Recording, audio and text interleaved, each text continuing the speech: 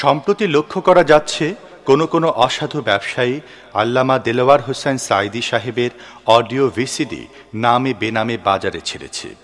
এ বিষয়ে আমরা পরিষ্কারভাবে জানাচ্ছি, বিশ্বনন্দিত মুফাসসির ও জাতীয় সংসদ সদস্য আল্লামা দেলোয়ার হোসেন সাঈদী সাহেবের যাবতীয় তাফসির মাহফিল ও বিষয়ভিত্তিক আলোচনার অডিও, ভিডিও, সিডি, ভিসিডি ও ডিভিডি বাজারজাত করার জন্যে আমরা এককভাবে লিখিত অনুমোদন প্রাপ্ত।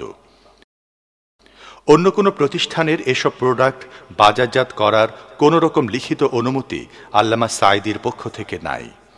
কোনো ব্যক্তি বা প্রতিষ্ঠান এ জাতীয় কাজে যুক্ত থাকলে তার বিরুদ্ধে আইনগত ব্যবস্থা গ্রহণ করা হবে। এ ব্যাপারে আল্লামা সাঈদী আমাদেরকে অনুমোদন দিয়েছেন।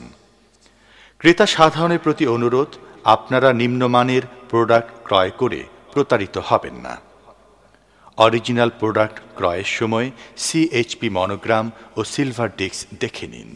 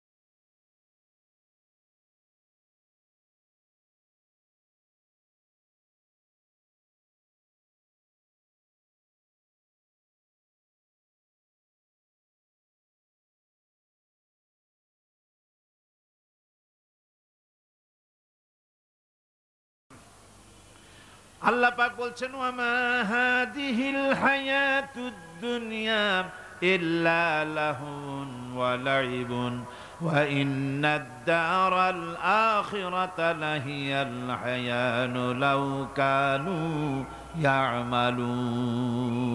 এ দুনিয়া হচ্ছে নিছক খেল তামাশা, এটা আর কিছুই নয়। জীবনের প্রকৃত আবাসস্থল হচ্ছে আখিরাত। এই দুনিয়া একটা মোহ, এই মোহের পেছনে মানুষেরা ঘুরছে, বিবি বাল বাচ্চা এর পেছনে ঘুরছে। অথচ এই বিবি বাল বাচ্চা কিয়ামতের দিন মুসিবত হয়ে দাঁড়াবে মানুষের জন্য। একটা মোহর মধ্যে মানুষ পড়ে আছে, খেল তামাশার ভিতরে পড়ে আছে। আল্লাহ পাক বলছেন, কুল মাতাউদ দুনিয়া কালিলুন ওয়াল আখিরাতু খায়রুল লিমানিত্তাকা। বলো, দুনিয়ার সমস্ত সম্পদ খুবই নগণ্য, আর যে ব্যক্তি পরকালকে বিশ্বাস করে, পরকালের কামনা করে, সেই খোদাভীরু লোকদের জন্য পরকাল হচ্ছে প্রকৃত আবাসস্থল। সেই জায়গাটাই হলো আসল জায়গা। ওই জায়গার জন্য কিছু তৈরি করতে হবে। কোরআনে কারিমে রব্বুল আলামিন বলছেন, আরাদিতুম বিল হায়াতিদ দুনিয়া মিনাল আখিরাহ ফামা মাতাউদ দুনিয়া ফিল আখিরাতি ইল্লা কলিল। তোমরা কি পরকালের জীবনের বিনিময় এই দুনিয়ার জীবনটাই বেশি পরিতুষ্ট হয়েছো? অথচ দুনিয়ার জীবনের সুখ সম্পদ তো পরকালের তুলনায় খুবই নগণ্য। পরকালের সুখ অনেক বেশি, পরকালের দুঃখটাও অনেক বেশি, সুখটাও অনেক বেশি। পরকালটা স্থায়ী, সুতরাং দুনিয়ার মোহে না পড়ে পরকালের জন্য জীবনটাকে পরকাল ভিত্তিক জীবন তৈরি করো। আল্লাহ পাক বলছেন, ফাম্মা মান তাগা ওয়া আসারাল হায়াতাদ দুনিয়া ফাইন্নাল জাহিমা হিয়াল মাওয়াব।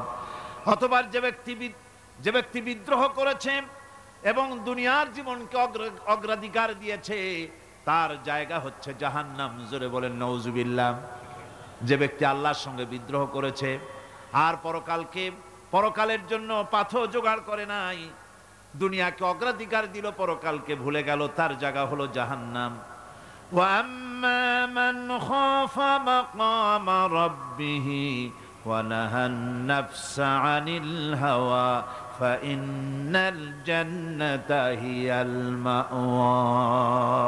আর যে ব্যক্তি আপন প্রভুর সামনে উপস্থিত হওয়াকে ভয় করেছে এবং আপন প্রবৃত্তিকে লালসা মুক্ত করেছে, লালসার হাত থেকে রক্ষা করেছে, আল্লাহ রব্বুল আলামিন কিয়ামতের দিন তার জন্য রেখে দিয়েছেন জান্নাত।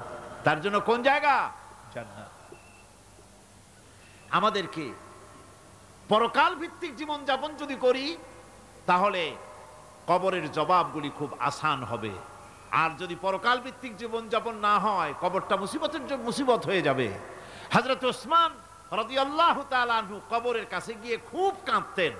সাহাবায়ে কেরাম প্রশ্ন করেছেন, হুজুর, রাসূল করিম সাল্লাল্লাহু আলাইহি ওয়াসাল্লাম যখন জান্নাত ও জাহান্নামের ওয়াজ করেন তখনও তো এত বেশি আপনি কাঁদেন না, যত বেশি কাঁদেন কবরের কাছে এসে, কারণ কি?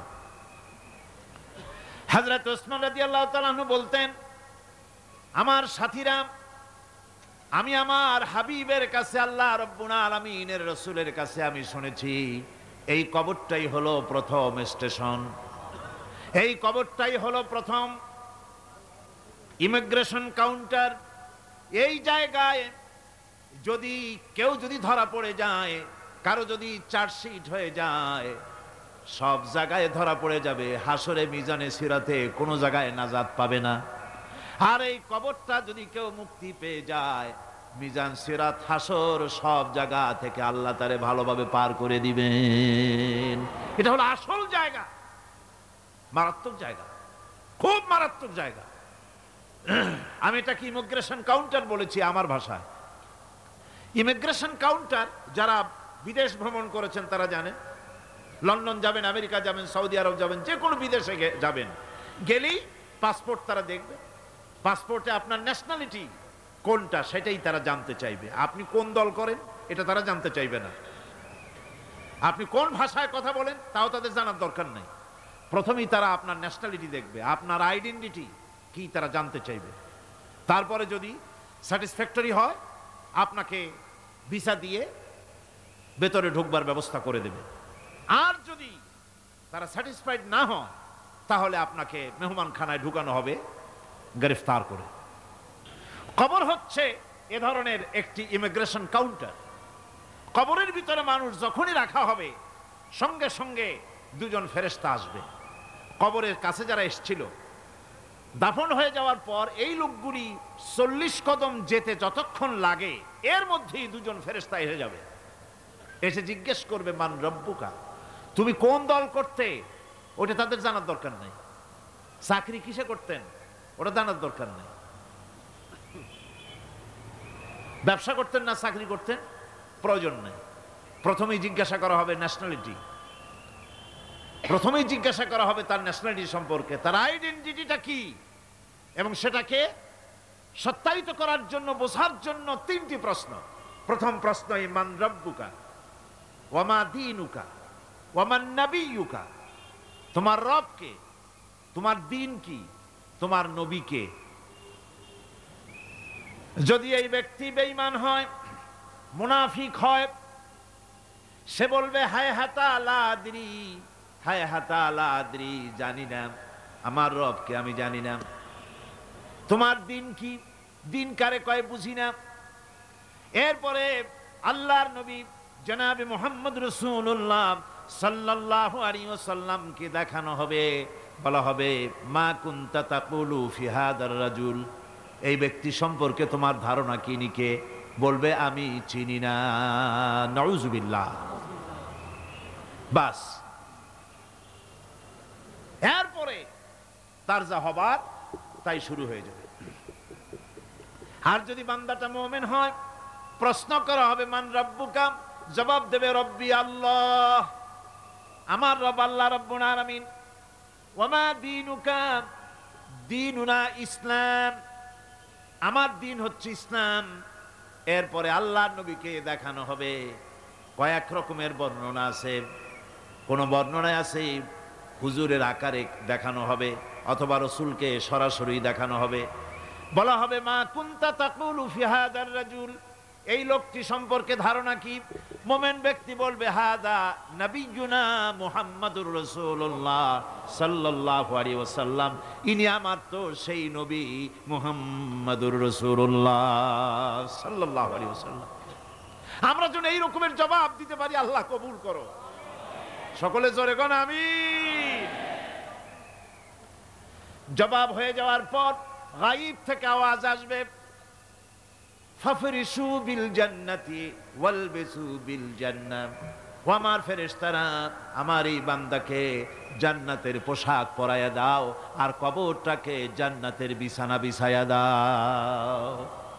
জান্নাতের পোশাক পরাইয়া দাও, জান্নাতের বিছানা বিছাইয়া দাও। ইলা মাদ্দা বাসারিহি, তার চোখের দৃষ্টি যতদূর যায় কবরটা ততটা প্রশস্ত করে দাও। এরপর বেহেশতের পোশাক পরাইয়া বেহেশতের বিছানা বিছায়া ফেরেশতা বলবে নম কানাউমুল উরুস, ঘুমিয়ে যাও। দুলামিয়া যেমন বাসর সজ্জায় নতুন বউ নিয়ে আরামে ঘুমায়, এরকম আরামে ঘুমায় যাও। ইলা ইয়াউমিল কিয়ামা, কিয়ামত পর্যন্ত ঘুমায় থাকো, আরামে ঘুমিয়ে থাকবে। এরপরে সিংগায় ফুৎকার হবে, সিংগার ফুৎকারের আওয়াজে তার ঘুম ভেঙে যাবে, বলবে ইয়া ওয়াইলানা মান বাআসানা মিন মারকাদিনা, হায় আফসোস, আমার এত আরামের ঘুম থেকে কে আমাকে জাগ্রত করলো, আমার ঘুমটারে নষ্ট করলো কে? আওয়াজ আসবে হাদা মা ওয়াদার রহমান ওয়া সাদাকাল মুরসালুন, এটা হচ্ছে রহমানের সেই ওয়াদা, আর মুরসালিনরা নবীরা সত্য কথাই বলেছিলেন, সেই কিয়ামত অনুষ্ঠিত হচ্ছে। আমার বন্ধুগণ, সেজন্য এই দুনিয়ার মোহে পড়ে থাকলে পরে দুনিয়ায় যারা অগ্রাধিকার দিবে দুনিয়াকে পরকালের তুলনায়, জবাব দিতে পারবে না কবরের ভিতরে গিয়া। আর যারা পরকালকে অগ্রাধিকার দিবে, দুনিয়ার চাইতে পরকালকে বেশি অগ্রাধিকার দেবে, আর আল্লাহর ভয় কলিজার ভিতরে রাখবে, কবরের জবাব সঠিকভাবে দিতে পারবে, কিয়ামতের দিন আল্লাহ রাব্বুল আলামিন তাদের জন্য জান্নাত দান করবেন। জোরে বলেন আমিন। দুনিয়াটা হচ্ছে দুনিয়া যেখানে আমরা আসি। আমি আগেই বলেছি দুনিয়া হচ্ছে আদনা শব্দ থেকে এর উৎপত্তি হয়েছে, তুচ্ছ নিকৃষ্ট, এটার দাম নাই, এটার মূল্য নাই। হযরত ইবনে কাইয়িম রাহিমাহুল্লাহ নওয়ারাল্লাহু মারকাদাহু ওয়া জাআলাল জান্নাতা মাথওয়াহু, হযরত ইবনে কাইয়িম তিনি বলছেন, সুন্দর করে বলছেন দুনিয়া সম্পর্কে, মা মাদা ফিদ দুনিয়া আহলামুন ওয়া মা বাকিয়া মিনহা আমানি ওয়াল ওয়াক্তু বাইনাহুমা দায়ুন। মা মাদা ফিদ দুনিয়া আহলামুন, জীবনের যে অংশ ফেলে এসেছি সেটা আজ একটা স্বপ্ন। ওয়া মা বাকিয়া মিনহা আমানি, আর জীবনের যে অংশ সামনে বাকি আছে সেটা এখন একটা আকাঙ্ক্ষা। ওয়াল ওয়াক্তু বাইনাহুমা দায়ুন, আর এর মাঝখান থেকে সময় সব চলে যাচ্ছে। কত বড় কথা চিন্তা করেছেন? জীবনের যে অংশ ফেলে এসেছি তা আজকে স্বপ্ন, তা আজ কি বলেন? স্বপ্ন। আর সামনে যা আছে সেটা আকাঙ্ক্ষা, আর মাঝখান থেকে সময় সব চলে যাচ্ছে। এরপরে তিনি বলছেন ওয়ামান ইয়াসহাবিদ দুনিয়া ইয়াকুন মিসলা কাবিদিন আলাল মাই খানাতুহু ফুরুজুল আসাবিঈ। দুনিয়াদারের অবস্থা হচ্ছে এই, কেউ যদি দুই হাতে পানি খামসায় ধরে, দুই হাতে কি ধরছে বলেন?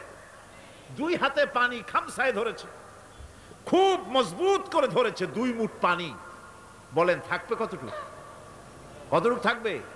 1 ফোঁটাও থাকবে না, কারণ তার আঙ্গুলের ফাঁক তার সাথে খেয়ানত করবে, আঙ্গুলের ফাঁক দিয়া পানিগুলি সব বেরিয়ে চলে যাবে। সুতরাং দুনিয়া যারা চায় তারা ঠিক পানি খামসায় ধরলে পানি যেমন হাতের ভেতর থেকে খেয়ানত করে চলে যায়, যারা দুনিয়া চায় দুনিয়াও তাদেরকে এভাবে ফাঁকি দিয়ে চলে যায়। তবুও দুনিয়ার মায়া মানুষের এত বেশি। আল্লাহর নবী বলেন লাউ কানা লি ইবনি আদামা ওয়াদিম মিন যাহাবিন লাহাব্বা ইয়াকুনা লাহু সানিন, এই পৃথিবীতে যদি কাউকে একটা মাঠ ভরে যদি সোনা দেওয়া যায়, লোকটা বলবে রব্বুল আলামিন আমি যদি আরেকটা মাঠ এরকম সোনা ভরা পেতাম, দ্বিতীয় আরেকটা মাঠ দেওয়া হলে আবার বলবে যদি তৃতীয় আরেকটা মাঠ সোনা ভরে যদি পেতাম।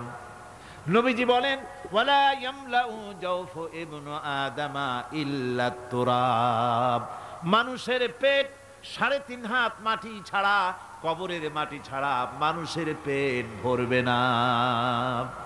আরো চাই, আরো চাই, চাওয়ার কোনো শেষ নাই। মানুষ এভাবে করে দুনিয়ার মহব্বতে এমনি পাগল হয়ে যায়, শুধু দুনিয়ার মহব্বত, পরকালকে বেমালুম ভুলে যায়। আমি কিন্তু এই কথা বুঝাতে চাই নাই যে পরকালের মহব্বতে, পরকালের ভয়তে বা পরকালের জন্য দুনিয়া আপনি বাজার ঘাট, বেচা কিনা, ব্যবসা বাণিজ্য সবকিছু ভুলে যান, না তা নয়। ভুল বোঝার কোনো কারণ নাই।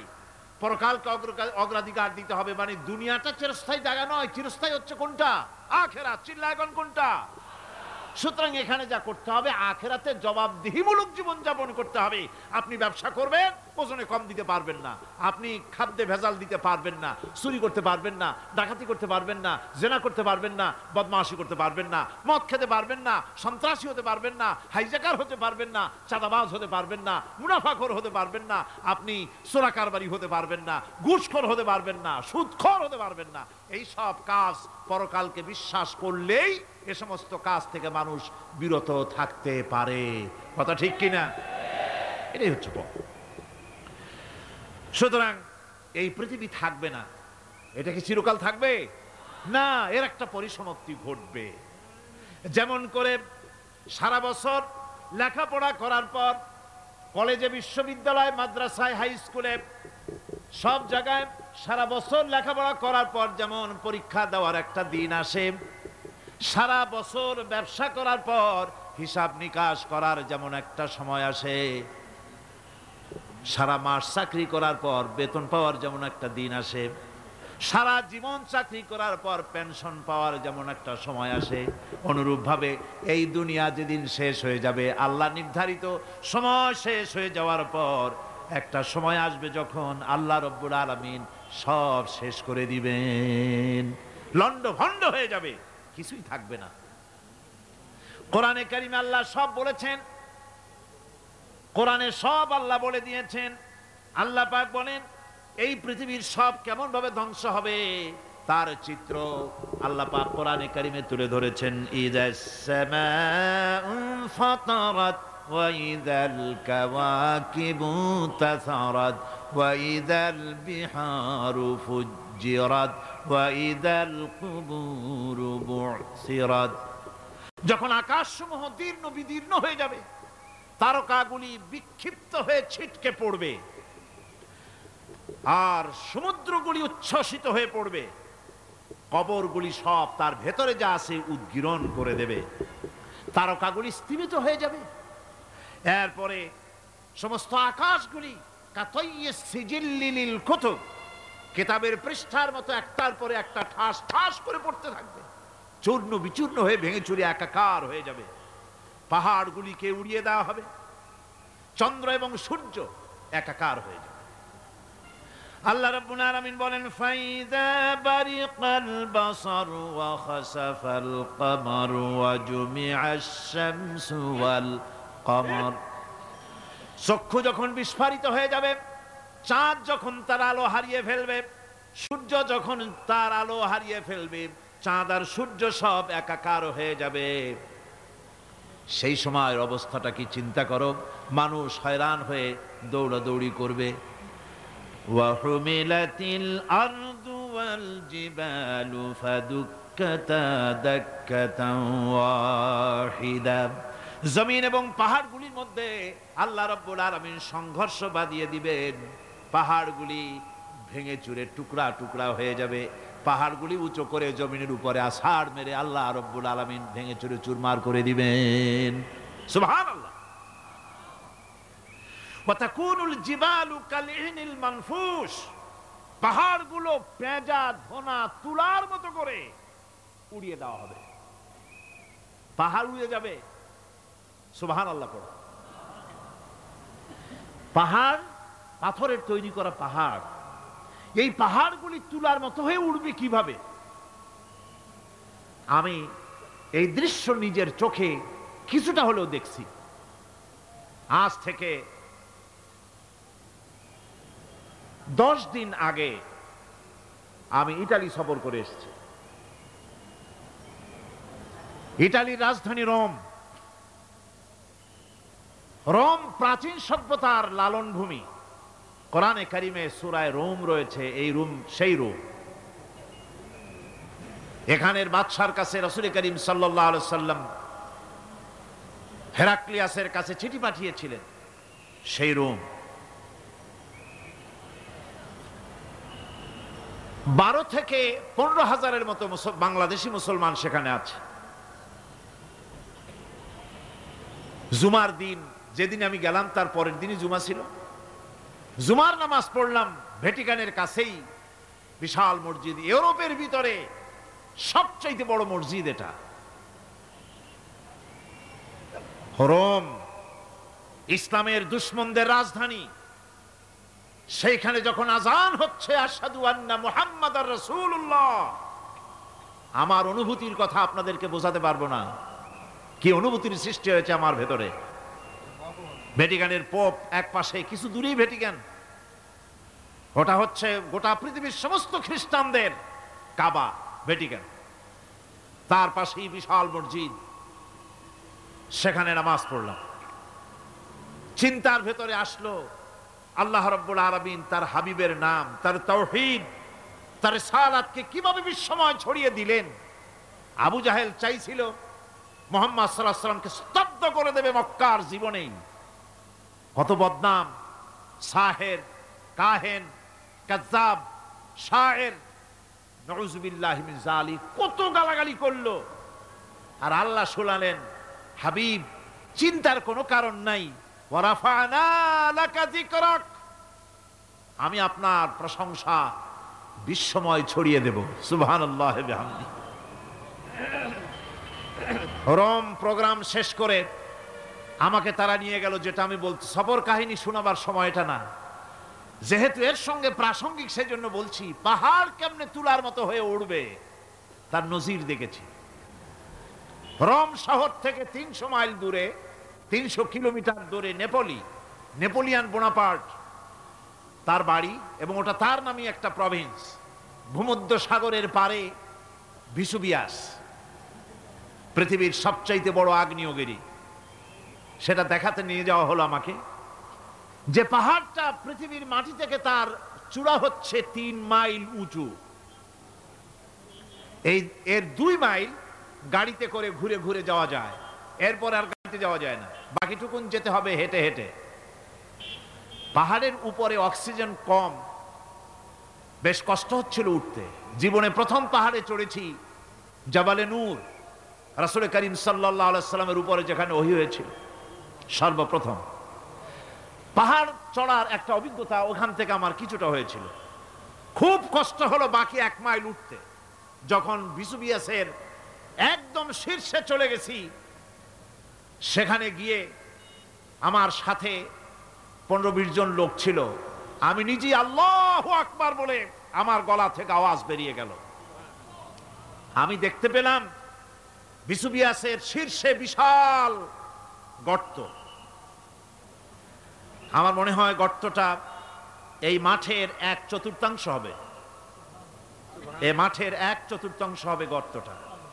সেই গর্তটার গভীরতা হচ্ছে 1.5 কিলোমিটার।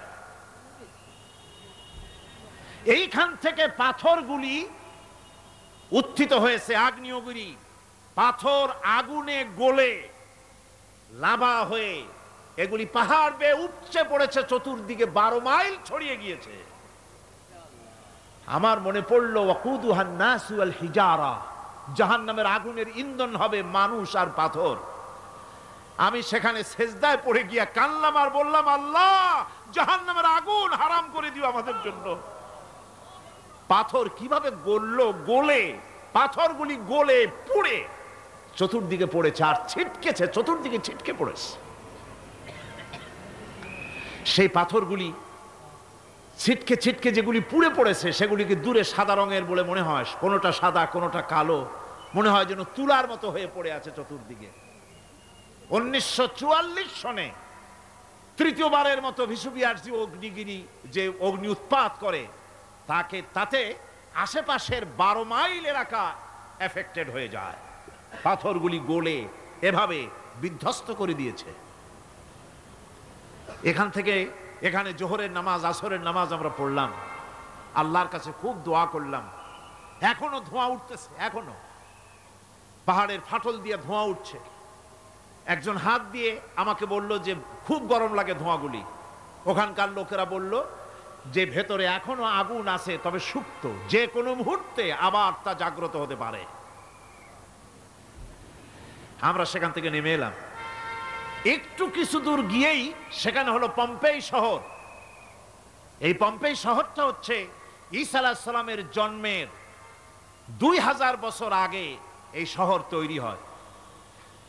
ঈসা আলাইহিস সালামের জন্মের 179 বছর পর ভূমিকম্প হয়। সেই ভূমিকম্পে গোটা পম্পেই শহরটা পৃথিবীর মানুষের চোখের আড়াল হয়ে যায়, ধ্বংস হয়ে যায়, মাটির তলায় গরক হয়ে যায়।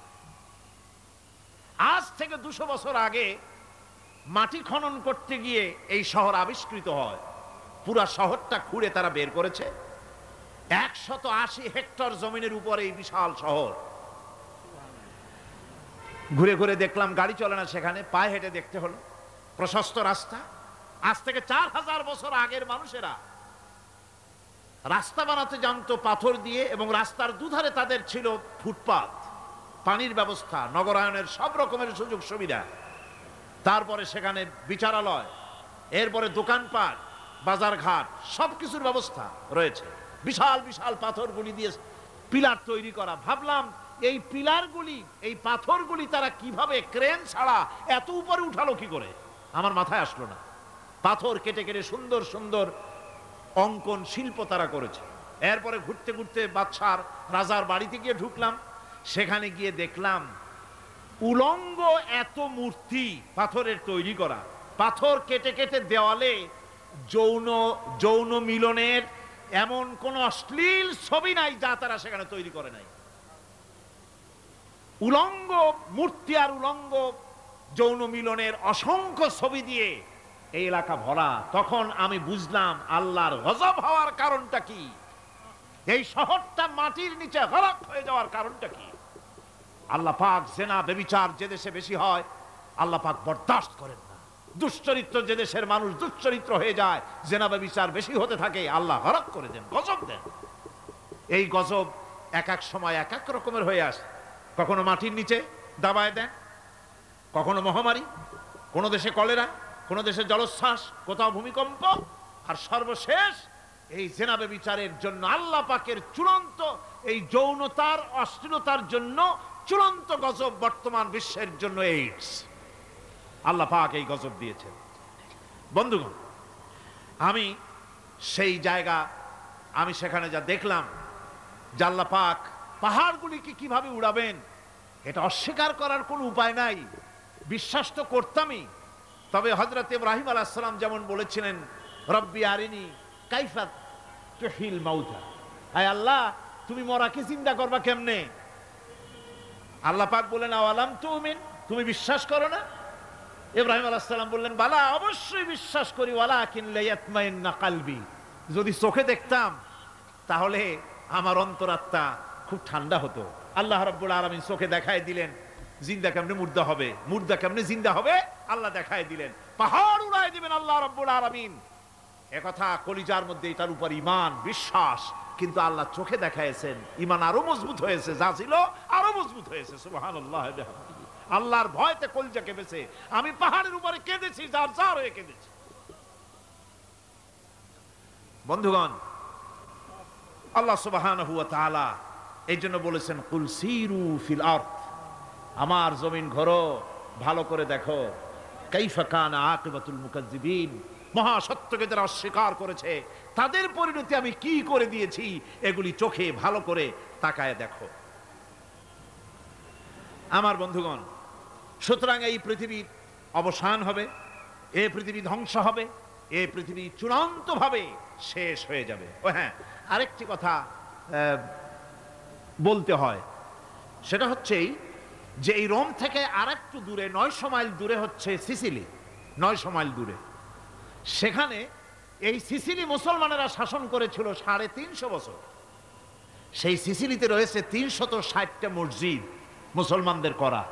সমস্ত মসজিদগুলি আজ তালা বন্ধ, একটা মসজিদও খোলা নাই। সেখানকার মুসলমানেরা ওয়াজ শুনতে এসেছিল রোমে। আমি তাদের জন্য পরামর্শ দিয়েছি যে গভর্নমেন্টের কাছে তোমরা দাবি জানাও যে অন্তত একটা মসজিদের দরজা আমাদের জন্য খুলে দাও। রোমের অবস্থানরত প্রবাসী বাংলাদেশি মুসলমানেরা আমাকে বলেছে, তাদের অনেকের বাড়ি চট্টগ্রামেও আছে, আমাকে বলেছে তাদের চোখে পানি আসছে বলার সময় যে চিরঙের তাফসির মাহফিল যখন আসে কলজেটা কানতে থাকে যাওয়ার জন্য। তো যাওয়া তো সম্ভব না এত দূর থেকে, আমাদের সালাম বলে দিবেন যত লোক আসবে, আর আমাদের জন্য দোয়া করতে বলবেন যেন এই রোমের ভিতরে আমরা ইসলামের আদর্শের ভিত্তিতে আমরা যেন চলতে পারি। আপনারা দোয়া করুন তাদের জন্য। ভাইরা আমার, এই পৃথিবী একদিন পরিসমাপ্তি ঘটবে এবং আল্লাহর দরবারে আমাদেরকে উঠতে হবে এবং সেখানে আমাদের বিচার হবে। সেখানে আমাদের কি হবে? বিচার হবে। আল্লাহ পাক বিচারটাকে নির্ভুল করার জন্য, সঠিক করার জন্য প্রত্যেকের গলায় আমলনামা ঝুলায় রাখছেন। এখানে রেকর্ডের ব্যবস্থা করা হয়েছে। আল্লাহ পাক বলছেন ওয়া কুল্লা ইনসানিন আলজামনাহু তাইরাহু ফি উনুকিহি ওয়া নুখরিজু লাহু ইয়াওমাল কিয়ামাতি কিতাবান ইয়ালকাহু মানশুরা। আল্লাহ পাক বলেন প্রত্যেকের ভালো মন্দ কর্মফল, কর্মলিপি আমি তার গলায় ঝুলায় রেখেছি। কিয়ামতের দিন সে নিজের কাছে স্পষ্ট সব দেখতে পারবে, কোনো জিনিস বাদ পড়বে না। তার গলায় তার আমলনামা ঝুলানো আছে, সব রেকর্ড হতেছে। আমরা যা করছি সবগুলি রেকর্ড হয়ে যাচ্ছে। বর্তমান বিজ্ঞানীরা আবিষ্কার করেছে যে মানুষের শরীরের ভিতরে ডিএনএ আছে, রক্তের ভিতরে ডিএনএ। এটা একটা কোড ওয়ার্ড। মানুষের রক্তের ভিতরে ডিএনএ আছে। যেমন তার ব্রেনের ভিতরে কতগুলি কোষ আছে, এক একটা কোষ এক এক ধরনের কাজ করে, অনুরূপভাবে তার শরীরের ভিতরে রক্তের ভিতরে ডিএনএ আছে। এই ডিএনএটা কি? এই ডিএনএটা হচ্ছে, এই ডিএনএ একটা কম্পিউটারের মতো কাজ করতেছে। লোকটা কি করবে, কোথায় যাবে, সে ভালো হবে মন্দ হবে কি হবে, সব তার ডিএনএর মধ্যে রেকর্ডকৃত আছে। এটা বোঝার জন্য একটা সুন্দর দৃষ্টান্ত দেওয়া যায়। যেমন এই কাগজটাকে আপনারা মনে করুন একটা গাড়ির একটা ব্লুপ্রিন্ট, একটা গাড়ির ব্লুপ্রিন্ট। এখানে লেখা আছে গাড়ি কিভাবে তৈরি হবে। এই কাগজটা নিয়ে ঘরের মধ্যে রেখে দিলেন।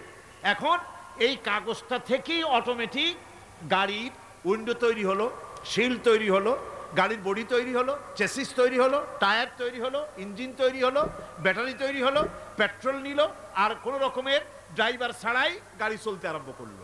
এই কথাটা যদি মনের মাথার মধ্যে আনতে পারেন যে এটা কিভাবে হইতে পারে, এতে লেখা অনুযায়ী যেভাবে হওয়া যদি সম্ভব হয়, অনুরূপভাবে মানুষের রক্তের ভিতরে ডিএনএ এরা আবিষ্কার করেছে। এর ভিতরে মানুষের ভালো মন্দ, কোথায় যাবে কি করবে, সব কিছু এর মধ্যে রয়েছে। কোরআনে কারিমে আল্লাহ রাব্বুল আলামিন, আমি গত বছরও বলছিলাম যে বিজ্ঞানের আবিষ্কার যত বাড়বে কোরআন বোঝা মানুষের জন্য তত সহজ হবে। কোন সুবহানাল্লাহ। কোরআন বোঝা মানুষের জন্য তত সহজ হবে।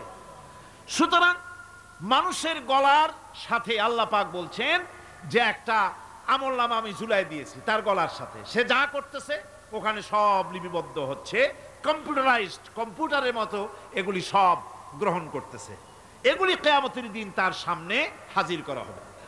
কিয়ামতে যখন আমলনামা তার সামনে দিয়ে বলা হবে ইকরা কিতাবাকা কাফা বিনাফসিকাল ইয়াওমা আলাইকা হাসিবা, তাকে বলা হবে নিজের কর্মলিপি নিজেই পড়ো, আজ তুমি তোমার নিজের হিসাব নিতে যথেষ্ট।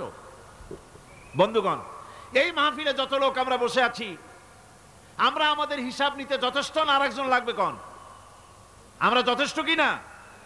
কথা বোঝেন নাই। আমি বলতে চেয়েছি এটা, আমরা যদি এখন চোখ বুঝে চিন্তা করি যে পিছনের জীবনে কি করেছি, মনে পড়বে নাকি পড়বে না? বলেন সবাই, পড়বে কি পড়বে না?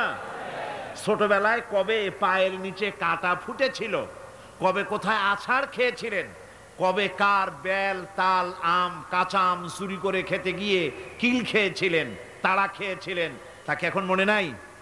আছে। তাহলে কিল, ওই তাল বেল চুরি করতে গিয়ে যে কিলটা খাইছিলেন সেটাও মনে আছে, ভালো মন্দ সব মনে আছে। তাহলে কোন হোটেলের রুমে কি করছিলেন, কোন স্কুলে কোন কলেজে কি করছিলেন, তারপরে জীবনে ছোট বড় ঘটনাগুলি চোখ বুঝতে মনে পড়বে না? এবার হিসাব করেন, মনে যদি পড়ে এবার হিসাব করেন আপনি জান্নাতি না জাহান্নামে। আপনি আপনার নিজের হিসাব নেওয়ার জন্য যথেষ্ট। তাকে হিসাব করতে বলা হবে, তোমার হিসাব, তোমার নিজের হিসাব নেওয়ার জন্য তুমি যথেষ্ট, তোমার হিসাব তুমি নিজেই করো, এটা পড়ো। আর সেই কিয়ামতের দিন কোনো সাহায্যকারী মিলবে না। লান তানফাকুম আরহামুকুম ওয়ালা আওলাদুকুম ইয়াউমাল কিয়ামাহ। লান তানফাকুম, কিয়ামতের দিন কোনো ফায়দা হবে না, অবশ্যই কোনো ফায়দা হবে না, কোনো উপকারে আসবে না। কিয়ামতের দিন তোমার সন্তান, তোমার স্ত্রী, তোমার মাল, তোমার সম্পদ কোনো উপকারে আসবে না কিয়ামতের ময়দানে। সেদিন সব তোমার সাথে বিচ্ছেদ করবে, সব পালায় যাবে। সেখানে উৎকোষেরও কোনো কারবার নাই যে ঘুষ টুস দিয়া, ফেরেশতাদের কোনো রকম বুঝবাজ দিয়া, আলাদা কোনো চোরাগলি পথ দিয়া একেবারে ফুট করে ভেসতে চলে যাবেন, এমন কোনো সুযোগ নাই। অনেকে বলে হুজুর এমন কিছু দোয়া শিখায় দেন যাতে ওই সব জেহাদ বোমা এগুলি খুব ভয় পাই, ওসব রাস্তা টাস্তা না, খুব সহজে কিছু দোয়া দুরুদ করিয়া আস্তে করে জান্নাতে চলে যাওয়া যায়, এরকম একটা দোয়া, এরকম একটা পথ বলে দেন। আমি বলি ভাই, এরকমের কোন চোরাগলি আমার রাসূল আবিষ্কার করতে পারেন নাই, আল্লাহর পয়গম্বরের ওই ধরনের কোন পথ আবিষ্কার করতে পারেন নাই। সেখানে কিয়ামতের দিন কাউকে উৎকোষ গ্রহণ করার কেউ নাই, উৎকোষ দেওয়া যাবে না। আর উৎকোষ দিবি না বা কি, আপনার কাছে কিছু নাইও, থাকলেও নেওয়ার কেউ নাই। এই দুনিয়ায় ফাঁকিবাজি করে বহুত কিছু করা যায়, কিন্তু কিয়ামতের মাঠে এগুলি কিছুই চলবে না। আল-ইয়াওমা লা ইয়ানফাউ মালুন ওয়ালা বানুন, কিয়ামতের দিন ধন, সন্তান, সন্ততি আর সম্পদ কোনো কাজে লাগবে না। সেদিন শুধু আমল, আমল যদি ভালো হয় কাজে লাগবে, আমল খারাপ হবে সব শেষ হয়ে যাবে। আল্লাহ রাব্বুল আলামিন নবীজিকে ডেকে বলেছেন, নবী আপনি বলেন, কুল মা কুনতু বিদআম মিনার রাসূল, আপনি বলুন আমি কোন নতুন রাসূল নই, আমার আগে অনেক নবী রাসূল পৃথিবীতে এসেছেন, তারা বিদায় হয়ে গেছেন। আমি জানি না কিয়ামতের দিন আল্লাহ রাব্বুল আলামিন আমার সাথে কি ব্যবহার করবেন, আর আমি এও জানি না যে কিয়ামতের দিন আল্লাহ পাক তোমাদের সাথে কি ব্যবহার করবেন। এই আয়াত নাজিল হওয়ার পর আল্লাহর হাবিব তার মেয়েকে ডাকলেন, জামাইকে ডাকলেন, নাতিদেরকে ডাকলেন, আহলে বাইতদেরকে ডাকলেন, আর বললেন, ও আমার মেয়ে, কলিজার টুকরা ফাতেমা গো শোনো, কেবলমাত্র আয়াত নাজিল হয়ে গেল, আল্লাহ পাক আমাকে শোনায়ছেন কিয়ামতের দিন আমি জানি না আমার সঙ্গে কি ব্যবহার করা হবে, আর এও জানি না যে তোমাদের সাথে কি ব্যবহার করা হবে। ও আমার কলিজার টুকরা মেয়ে ফাতেমা, কিয়ামতের দিন মুহাম্মদ সাল্লাল্লাহু আলাইহি সাল্লামের মেয়ে, এই হিসাবে তোমার নাজাতের ফয়সালা হবে না। ও আমার কলিজার টুকরা নাতি হাসান আর হোসাইন, কিয়ামতের দিন মুহাম্মদ সাল্লাল্লাহু আলাইহি সাল্লামের নাতি হিসাবে ফয়সালা হবে না। ও আমার জামাই হযরতে আলী, কিয়ামতের দিন আমার জামাই হিসাবে নাজাতের ফয়সালা হবে না। আমল যদি ভালো হয় ফয়সালা ভালো হবে, জান্নাতে চলে যাবে। আমল যদি খারাপ হয় কার নাতি কার জামাই দেখা হবে না। সুবহানাল্লাহ, কঠিন কিয়ামতের মাঠ। এই পরকালের বিশ্বাস যদি কলিজার মধ্যে ঢোকে মানুষ ভালো হয়ে যাবে। কোন সুবহানাল্লাহ। আপনাদের দৃষ্টিতে পারবে, কথার জবাব যে দিলেন না। পুলিশে কি মানুষের চরিত্র ভালো বানাইতে পারবে? পুলিশের চরিত্র ভালো বানাবে কেডা? সেটাই তো কথা। মানুষের চরিত্র যাতে ভালো থাকে, মানুষের জন্য খারাপ কাম না করে, সেজন্য পুলিশ। পুলিশ যাতে খারাপ কাম না করে সেজন্য আরো একটা ডিপার্টমেন্ট আছে না? তারা যাতে খারাপ কাজ না করে সেজন্য আর একটা আছে। এন্টি করাপশনের আবার এন্টি করাপশন আছে, তার উপর আবার এন্টি করাপশন আছে। এন্টিটার অভাব নাই। সুতরাং পুলিশ দিয়া, বিডিআর দিয়া আর্মি দিয়া মানুষের, দেশের, জাতির চরিত্র ভালো বানানো যায় না। রাসূলুল্লাহ এ দিয়ে বানান নাই, এটা ইসলামের নিয়ম নয়। পুলিশ দিয়া, আর্মি দিয়া দেশের মানুষের চরিত্র ভালো বানানো যায় না। চরিত্র ভালো বানানো যায় কেবলমাত্র পরকালের ভয় দিয়া। কিসের ভয় দিয়া? ওই যে মক্কার জীবনে ওই সমস্ত মানুষগুলি যারা চুরি করত, ডাকাতি করত, জেনা করত, বদমাশি করত, যারা শয়তানি করত, যারা মানুষকে খুন করত, এই মানুষগুলি এত ভালো হয়ে গেল, যারা চুরি ছেড়ে দিল, ডাকাতি ছেড়ে দিল, জেনা ব্যভিচার ছেড়ে দিল, এত ভালো হয়ে গেল, পৃথিবীর মধ্যে সেরা মানুষ তারা হয়ে গেলেন। জোরে বলেন সুবহানাল্লাহ। নবীর সাহাবীরা পৃথিবীর শ্রেষ্ঠ সন্তান, নবীর সাহাবীরা পৃথিবীর সেরা মানুষ, তাদের চাইতে সেরা মানুষ নবীদের পরে আর কেউ হতে পারে না। জোরে কোন সুবহানাল্লাহ। নবীর পরে পৃথিবীতে শ্রেষ্ঠ মানুষ কারা? সাহাবায়ে কেরাম রিদওয়ানুল্লাহ তাআলা আলাইহিম আজমাইন। ওনারা তো কুফরের মধ্যে ছিলেন, শিরকের মধ্যে ছিলেন, চুরি, ডাকাতি, জেনা, ব্যভিচার এমন কোনো পাপ নাই যা করা হয়নি। তারপরে যখন আল্লাহর নবীর কাছ থেকে তাওহীদ, রিসালাত ও আখিরাতের দাওয়াত পেলেন, কি সোনার মানুষ এক একজন হয়ে গেলেন। সুবহানাল্লাহ। যারা ছিলেন নারীর সতীত্বের জম, তারা হয়ে গেলেন নারীর সতীত্বের পাহারাদার। যারা মানুষের মাল চুরি করত, ডাকাতি করত, তারা রাতভর মানুষের মালের পাহারা দিল, মানুষের রক্তের পাহারা দিল। সুবহানাল্লাহ বিহামদি। রক্ত সম্পদের পাহারা দিল। রাসূল বললেন, খাইরুল কুরুনে কারনি, সর্বশ্রেষ্ঠ যুগ তো আমার যুগ। বন্ধুগণ, এরপরে একটা জীবন আসবে ওই কিয়ামতের ময়দানে। এই পরকালের বিশ্বাসটা গুরুত্বপূর্ণ ব্যাপার। আমাদের সব কিছুর হিসাব দেওয়া লাগবে। আল্লাহ পাক বলেন, ইন্নাস সামআ ওয়াল বাসারা ওয়াল ফুআদা কুল্লু উলাইকা আনহু মাসউলা। নিঃসন্দেহে মানুষের শ্রবণ শক্তি, দর্শন শক্তি এবং তার অন্তঃকরণের কল্পনা সম্পর্কে আল্লাহ রাব্বুল আলামিনের কাছে জিজ্ঞাসিত হতে হবে। কান দিয়া কি করেছিল, চোখ দিয়া কি করেছিল, মুখ দিয়া কি করেছিলে, হাত দিয়ে কি করেছিলে, সব কিছুর জবাব আল্লাহ রাব্বুল আলামিনের কাছে দিতে হবে। সবটার জবাব দিতে হবে, কোনো কিছু বাদ যাবে না। এমনকি মনের ভিতরে যে কল্পনা আমরা করি, এই কল্পনার হিসাবও আল্লাহর দরবারে দিতে হবে। কোরআনে কারীম বলছেন, ওয়া ইন তুবদু মা ফি আনফুসিকুম আও তুখফুহু ইউহাসিবকুম বিহিল্লাহ। মনের ভিতরে তুমি যেটা কল্পনা করো সেটা প্রকাশ করো, অথবা তুমি গোপন রাখো, যাই তুমি করো না কেন, আল্লাহ রাব্বুল আলামিন এর হিসাবও তোমার কাছে নেবেন। ফায়াগফিরু লিমান ইয়াশাউ ওয়া ইউআযযিবু মান ইয়াশাউ ওয়াল্লাহু আলা কুল্লি শাইইন কাদির। মহান আল্লাহ পাক বলেন, করার পর তোমার মনের ভিতরে কি কল্পনা করেছিলে ওইটার হিসাব আমি নেব। হিসাব নেওয়ার পর যারে খুশি ক্ষমা করে দেব, যাকে খুশি শাস্তি প্রদান করব।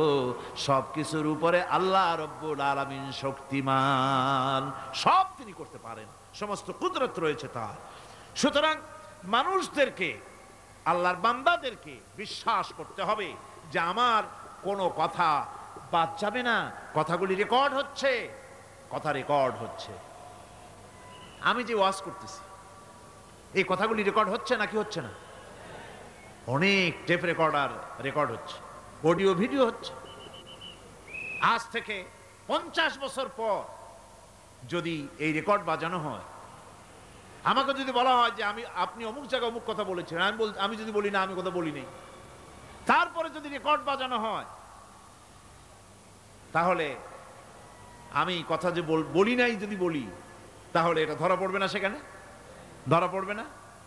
তাহলে এই মানুষের কথা প্লাস্টিকের ফিতায় রেকর্ড করে 50 বছর, 100 বছর, 200 বছর, 500 বছর যদি প্লাস্টিকের ফিতায় এটাকে চলচ্চিত্র করে অথবা টেপ রেকর্ডারে করে যদি ধরে রাখা যায়, এই বুদ্ধিটা কে দিলেন কন্ত দেখি? সবাই কন্যা এই বুদ্ধিটা দিলেন কে? যে আল্লাহ রাব্বুল আলামিন মানুষের মাথায় বুদ্ধি দিলেন, যার দ্বারা সে মানুষের কথাবার্তা, অ্যাক্টিভিটি সব ধরে রাখতে পারে। সেই আল্লাহ রব্বুল আলামিন বুঝি আপনার আমার কথা এবং আপনার আমার অ্যাক্টিভিটিসকে তিনি বুঝি ধরে রাখতে পারবেন না কিয়ামত পর্যন্ত? পারবেন কি না? সেজন্য রব্বুল আলামিন বলেন, মা ইয়ালফিযু মিন কাওলিন ইল্লা লাদাইহি রাকীবুন আতীদ। সমস্ত কথা রেকর্ড হচ্ছে। সুবহানাল্লাহ কোন জোরে! সমস্ত কথা রেকর্ড হচ্ছে, একটা কথাও বাদ যাবে না। মুখ আছে বলেই কথা বলবেন তা না, হিসাব করে কথা বলতে হবে। গীবত গাওয়া যাবে না, মিথ্যা কথা বলা যাবে না, মিথ্যা ওয়াদা করা যাবে না। মিথ্যা ওয়াদার তো মৌসুম এসে গেছে। কি কোন বোঝেন কথা? হ্যাঁ, মিথ্যা ওয়াদার মৌসুম এসে গেছে। এখন মৌসুমে বাহার, মিথ্যা বলার। কত সুন্দর সুন্দর ওয়াদা, সোনা দিয়ে রাস্তা বানায় দেব। অভুক্ত মানুষদের বলা হয় না খেয়ে মরবেন না, কিন্তু কি খেয়ে মরবে তাও কয় না। আমরা যদি যাইতে পারি তাহলে মটকির মতো রসগোল্লা বানায় দেব, গরুর গাড়ির চাকার মতো জিলাপি বানায় দেব। খাইতে গিয়ে হা করে চিত হয়ে থাকবে। কত রঙিন রঙিন কথা। মিথ্যা ওয়াদার সময় শেষ। ভাইরা আমার, পরকাল যদি বিশ্বাস করে সেই ব্যক্তি কিছুতেই মুখ আছে বলেই যা খুশি বলবে না, পরনিন্দা করবে না, পরচর্চা করবে না, হাত আছে বলেই যা তা লিখবে না। ঘটনা হইল একটা, লিখলো আর একটা। কলম একটা আছে বলেই যা খুশি তা লেখা যায় না, মুখ আছে বলেই যা খুশি তা বলা যায় না, চোখ আছে বলেই যা খুশি তা দেখা যায় না। গরু খাওয়া জায়েজ করা হয়েছে বলে গরুর লেজ থেকে মাথা পর্যন্ত পাইকারি দরে সব খাওয়া যায় না। গরু খাওয়া হারাম না হালাল? হালাল। পাইকারি দরে লেজ থেকে মাথা পর্যন্ত সব খাওয়া হালাল না। ওর মধ্যে আল্লাহ কিছু হারাম রেখে দিছে, সেগুলোকে বাইসে খাইতে হবে। আল্লাহ দেখতে চান পাইকারি দরে জম্মের খাওয়া খাও না আমার হারামগুলি বাদ দিয়ে খাও, নিষেধ করাগুলি বাদ দিয়ে খাও। মুখ আছে বলেই যা খুশি তা বলা যাবে না, কান আছে বলেই যা খুশি তা শোনা যাবে না, চোখ আছে বলেই যা খুশি তা দেখা যাবে না, হাত পা আছে বলেই যা খুশি তা করা যাবে না। সবটার পেছনে আল্লাহ রাব্বুল আলামিনকে ভয় করা লাগবে। মহান আল্লাহ রাব্বুল আলামিন বলে, বান্দারে তোমার সমস্ত কার্যাবলী এমনকি তোমার চাহনিটা পর্যন্ত কার দিকে কি নিয়তে তাকায়ছো কেউ জানে না, আমি আল্লাহ রাব্বুল আলামিন জানি। وَيَعْلَمُ خَائِنَةَ الْأَعْيُنِ وَمَا تُخْفِي الصُّدُورُ। তোমার অন্তঃকরণ কি জিনিস গোপন করে আর তোমার চক্ষু কি লুকোচুরি খেলে আমি টের পাই। সুবহানাল্লাহ বিহামদি। চশমার ফাঁক দিয়া কি দেখো, কারে দেখো, কি নজরে দেখো, সানগ্লাস পরিয়া কেউ ঠিক পায় না, আমি ঠিক পাই। সুবহানাল্লাহ, জোরে কান সুবহানাল্লাহ। সুতরাং চোখের নজরের হিসাব হবে, হাতের কাজের হিসাব হবে, পায়ের চলার হিসাব হবে, আপনার বলার হিসাব হবে, মুখে যা বলেছেন, যা করেছেন, হাত পাও দিয়ে যা করেছেন সবকিছুর হিসাব হবে কিয়ামতের দিন। আল্লাহর দরবারে সবকিছু উপস্থিত হবে, কোনো জিনিস বাদ পড়বে না। ফামান ইয়ামাল মিসকালা যাররাতিন খায়রান ইয়ারা ওয়া মান ইয়ামাল মিসকালা যাররাতিন শাররান ইয়ারা। ছোট্ট একটা ভালো কাজ যদি করো তাও হাজির করা হবে সামান্যতম ভালো কামও তোমার বাদ পড়বে না।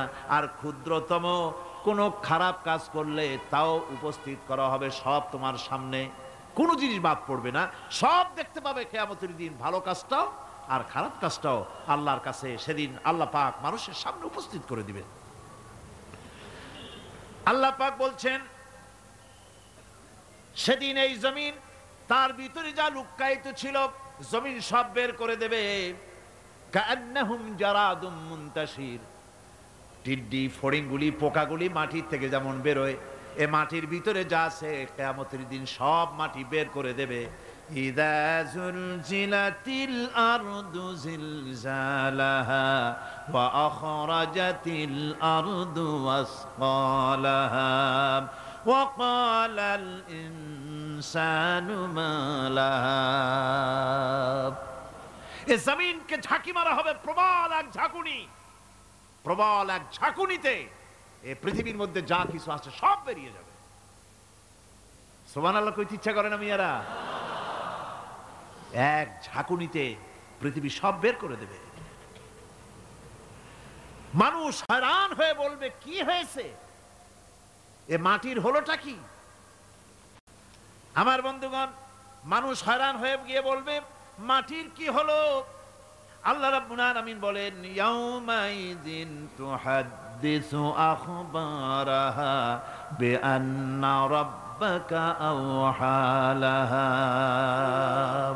জমিনের উপরে যা ঘটেছে জমিন তা সব বের করে দেবে, সব প্রকাশ করে দেবে। আর এটা এই জন্য হবে যেহেতু তার রবের হুকুম হয়েছে, তার রব হুকুম করেছে বের করে দে।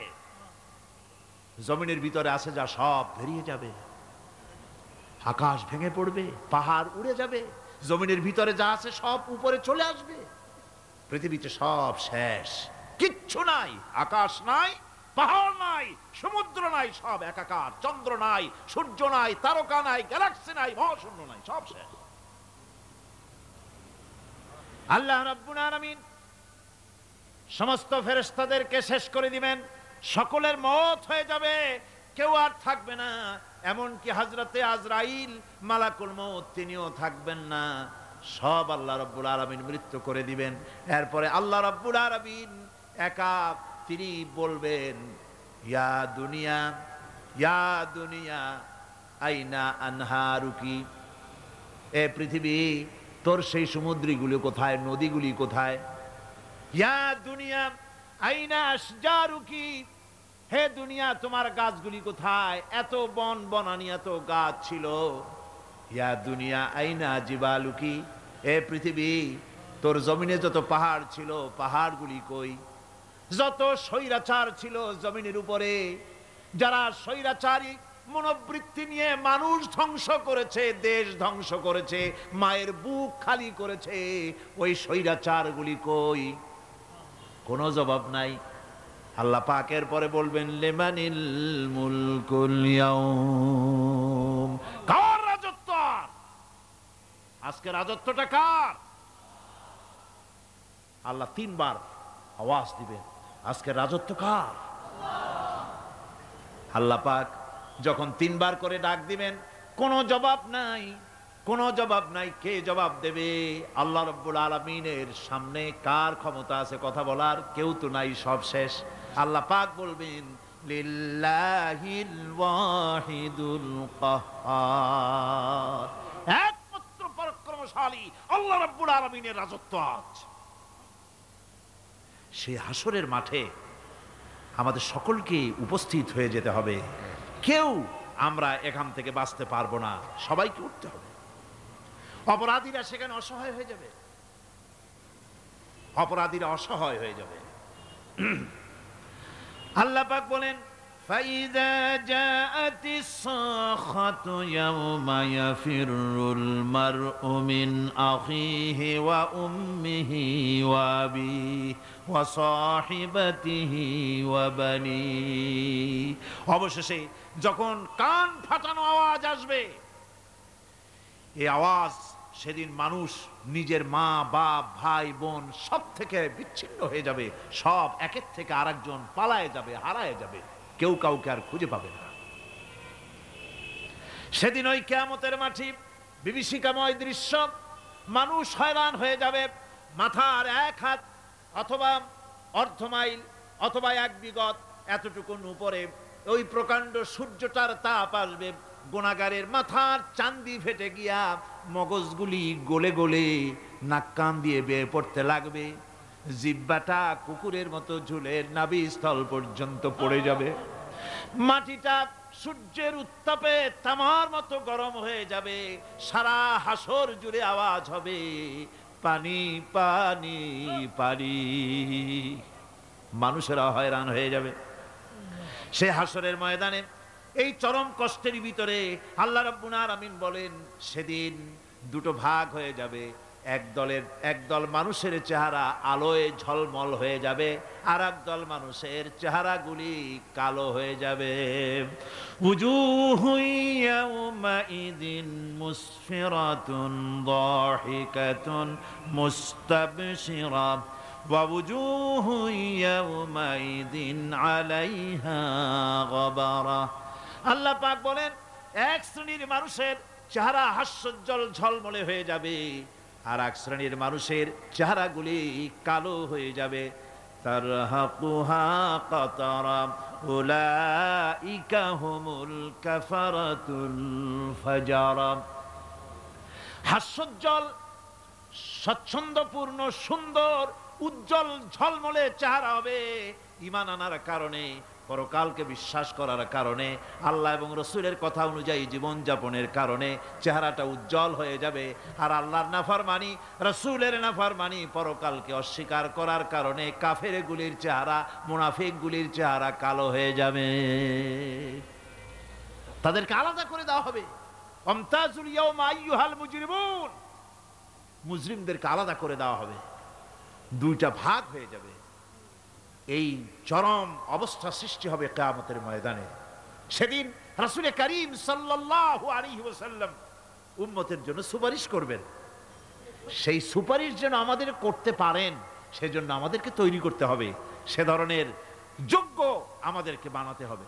বন্ধুগণ, এই পরকালীন জীবন, এর সম্ভাবনা, এটা যে হবে এবং সেই পরকালে আমাদের সকলকে যে উঠতে হবে, কিয়ামতে আল্লাহর কাছে জীবনের সব কিছুর জবাবদিহি করতে হবে, এই ভীতি সৃষ্টি করতে চায় আল্লাহ পাক মানুষের ভেতরে। আল্লাহ পাকের চাইতে মানুষের কল্যাণকামী আর কেউ আছে? চিল্লায় কোন আল্লাহর চাইতে, বিশ্ববাসীর সৃষ্টি জগতের কল্যাণকামী আল্লাহর চাইতে, রাসূলের চাইতে বেশি কেউ কি আছে? সে আল্লাহ পাক সব বলে দিলেন, ওপেন সিক্রেট করে দিলেন, সব গোপন ফাঁস করে দিলেন। কেমনে বিচার হবে, কেমনে কিয়ামত অনুষ্ঠিত হবে, কেমনে কি হবে, সব খুলে খুলে আল্লাহ পাক বলে দিলেন আমাদেরকে ভালো হওয়ার জন্য।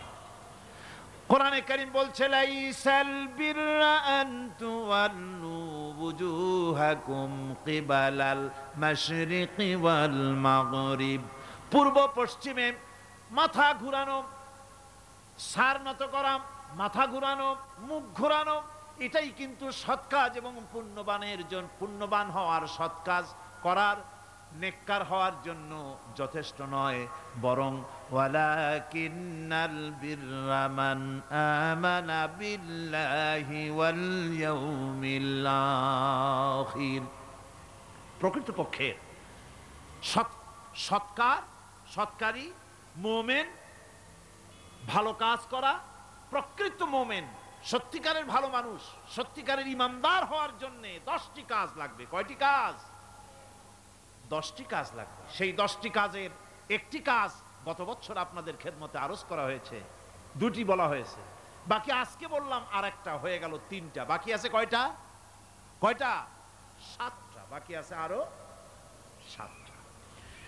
পরকাল ভিত্তিক জীবনযাপন যদি করতে পারি, তাহলে আমরা হব দুনিয়ার শ্রেষ্ঠ মানুষ। কোন আলহামদুলিল্লাহ। আমার দেশ, আমার জাতি, আমার school, college, university, secretariat, cantonment, রান্নাঘর থেকে শুরু করে বঙ্গভবন, দেশের সর্বত্র মানুষের ভেতরে যদি পরকালের জবাবদিহিমূলক জীবনযাত্রার অনুভূতি সৃষ্টি করে দেওয়া যায়, কিয়ামত আছে আর জবাব দিতে হবে আল্লাহর দরবারে। এই পরকালকে এভাবে বিশ্বাস করতে পারলে, ওইভাবে জীবন গড়তে পারলে দেশ সুখী হবে, সমৃদ্ধশালী হবে, বিপদ দূরীভূত হবে, অন্ধকারের আমানিশা দূর হয়ে গিয়ে পৃথিবীতে আবার সুন্দর সূর্য উদিত হবে। ইসলামের নতুন বার্তা নিয়ে পৃথিবীতে শান্তি আসবে, সুখ আসবে, সমৃদ্ধি আসবে, স্বাধীনতা টিকবে, সার্বভৌমত্ব টিকবে, দেশ এক সুখী সমৃদ্ধশালী সুন্দর দেশে পরিণত হবে। বাংলাদেশ হবে পৃথিবীর একটা আদর্শ দেশে পরিণত হয়ে যাবে, যদি এই কথাগুলি আমরা বিশ্বাস করি আর আমল করে চলতে পারি। আল্লাহ পাক যেন সে তৌফিক আমাদের দেন। সকলে বলি আমিন। সকলে কন আমিন। মুনাজাত হবে, দাঁড়ানো ভাইরা বসে, মুনাজাত হবে, দাঁড়ানো ভাইরা সকলে বসে। আল্লাহুম্মা ربنا ظلمنا أنفسنا وإن لم تغفر لنا وترحمنا لنكونن من الخاسرين ربنا لا تزغ قلوبنا بعد إذ هديتنا وهب لنا من لدنك رحمة إنك أنت الوهاب আয় আল্লাহ তাআলা হাজার হাজার মুসলমান নরনারী দীর্ঘক্ষণ ধরে তোমার কোরআনে কারিমের আলোচনা শুনেছি, দরুদ ও সালাম পড়েছি, জিকির আজগার করেছি। মেহেরবানি করে সওয়াবটুকুন জনাবে মুহাম্মদুর রাসূলুল্লাহ সাল্লাল্লাহু আলাইহি ওয়াসাল্লামের রূহ মুবারকে পৌঁছায় দাও। আয় আল্লাহ তাআলা তামাম পৃথিবীর মাটির নিচে যত মুমিন মুমিনাত শুয়ে আছেন তাদের আরওয়ার পরে সওয়াব পৌঁছায় দাও। রব্বুনা রবিন, আমাদের মধ্য থেকে মা বাপ যাদের দুনিয়া থেকে বিদায় হয়ে গেছে কবরগুলিকে জান্নাতের টুকরা বানায়া দাও। রব্বির হামহুমা কামা রব্বায়ানি সগীরা। সকলে পড়েন রব্বির হামহুমা কামা রব্বায়ানি সগীরা। আয় আল্লাহ তাআলা আমাদের পীর মুর্শিদ, আমাদের উস্তাদ, আমাদের ভাই বোন, আত্মীয় স্বজন যার যা মারা গেছে সকলকে ক্ষমা করে দাও। গোটা পৃথিবীতে আজকে যত মুসলমান বেঁচে আছেন সমস্ত মুসলমানদের গুনাহ খাতা মাফ করে দাও। সমস্ত মুসলমানদেরকে এক বানায় দাও, নেক বানায় দাও। মুসলমানদের জিন্দেগির গুনাহ খাতা মাফ করে দাও। রব্বানা তাকাব্বাল মিন্না ইন্নাকা আনতাস সামিউল আলিম وتب علينا إنك أنت التواب الرحيم سبحان ربك رب العزة عما يصفون وسلام على المرسلين الحمد لله رب العالمين واجعل آخر كلمتنا عند الموت لا إله إلا الله محمد رسول الله السلام عليكم ورحمة الله